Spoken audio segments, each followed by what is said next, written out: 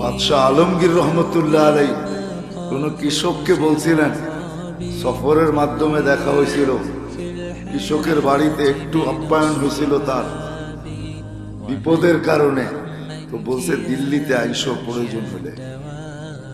তো আয়েশা দেখে জিজ্ঞাসা করছে বাদশাহ আলমগীর কোথায়? জামে মসজিদের ভিতরে। তো যায় দেখে সেজদায় পড়ে আল্লাহর কাছে কাঁদতেছে আর চাইতেছে। দূরের থেকে তো শোনা যাইতেছিল না, একটু কাছে যখন গেছে পায়ের কাছে তখন শুনতেছিল কাঁদতেছে আর চাইতেছে।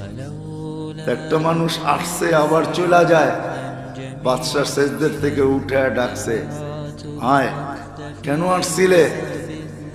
সমস্যার সমাধান হয়ে গেছে। শুনলামই তো না, সমাধান হইল কোত্থেকা? যখন দেখলাম আপনার মতো বাদশাহী আরেকজনের কাছে চোখের পানি জড়ায়া চাইতেছেন, তো আপনার মতো ভিক্ষুকের কাছে কি চাবো? আমিও তো ওনার কাছে চাবো, আমি ডাইরেক্ট ওনার কাছে চাবো।